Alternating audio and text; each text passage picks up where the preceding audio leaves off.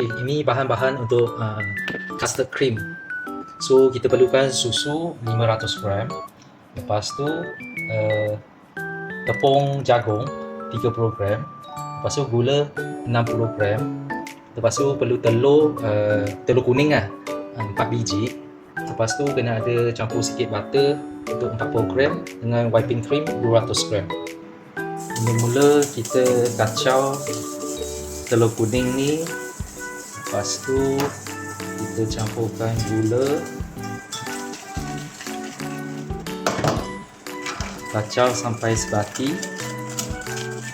Pada masa yang sama kita masak susu sampai susu tu mendidih. Okey. Lebih kurang dah sebati, kita akan campurkan tepung jagung tadi.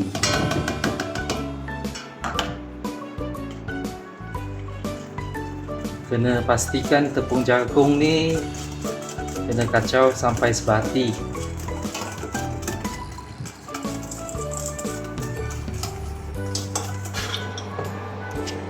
Kita akan campurkan susu yang mendidih ni dalam telur ni. So tuang perlahan-perlahan sambil itu kacau. Okey, lebih kurang macam ni.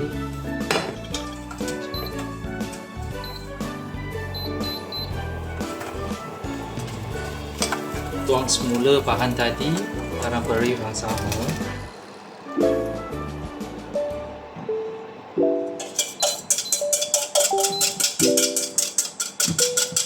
Okey, start kita kena guna api yang kecil aja kan. Nampak? Dah nak jadi krim lah. Senang aja kan. Okey, lebih kurang macam ni. Kita dah boleh matikan api. Inilah kita masukkan butter tadi.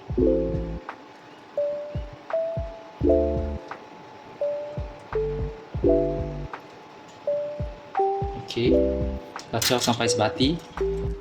Okey, nampak kan, dah sebati kan. Krim tadi kita dah rendam bawah air sejuk kat sini. Tadi yang 200 gram whipping cream ni, kita nak pukul whipping cream ni. Whipping cream ni nanti kita akan campur dalam cream custard tu.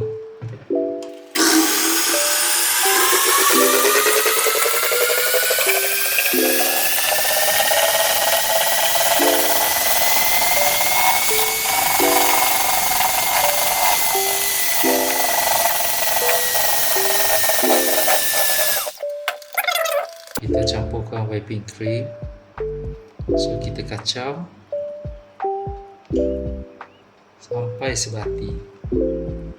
Dah sebati ni, so kita akan simpan krim ni dalam peti sejuk selama 2 ke 3 jam.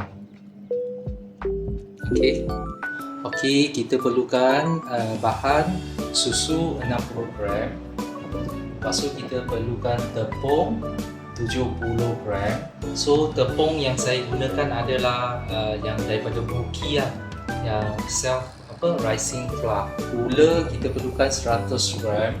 Lepas tu kita perlukan minyak jagung 60 gram. Lepas tu telur 8 biji. So ini je bahan yang kita perlukan untuk sediakan kek. Okey, sekarang kita yang tadi 8 biji telur tu kita asingkan putih dengan kuning.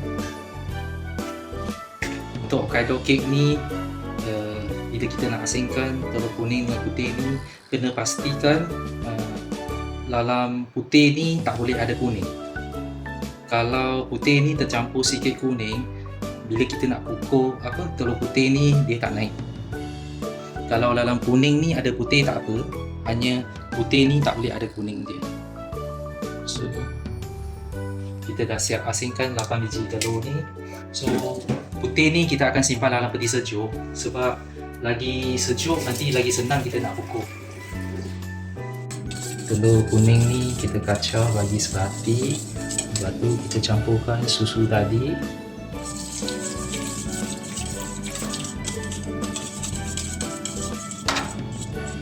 Lepas tu kita campur minyak.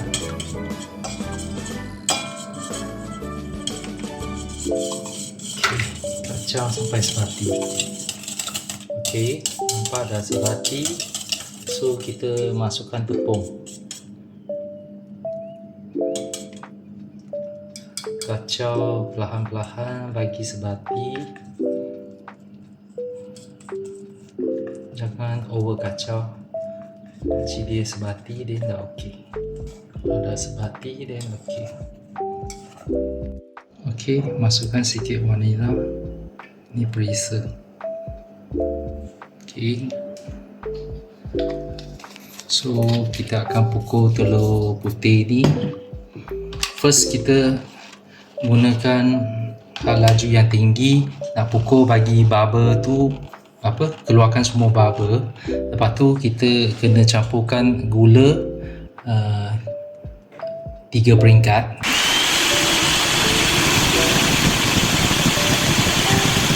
Kita boleh nampak bubble besar-besar, betul tak?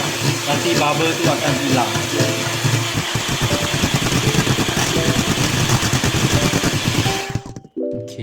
Bubble dah hilang kan. So kita gunakan mix yang slow, yang perlahan sikit. Lepas tu sambil kita campurkan gula.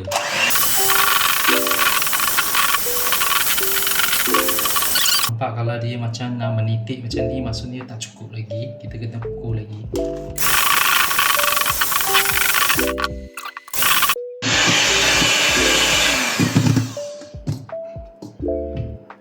Okey, lebih kurang kalau kita nampak bentuk macam ni, so dah okey. Telur putih yang tadi kita pukul ni nampak. Kita campurkan. So kacau sehingga sebati. Ini sebenarnya tak boleh over kacau juga. Okey, dah lebih kurang sebati. So kita tuang masuk dalam ni.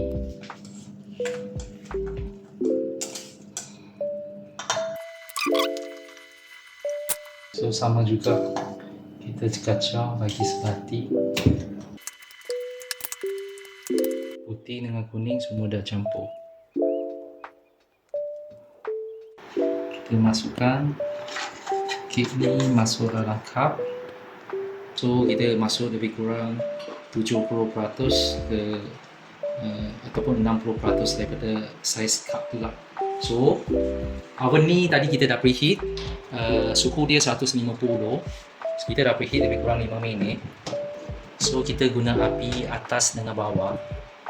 So kita akan masak selama 30 minit.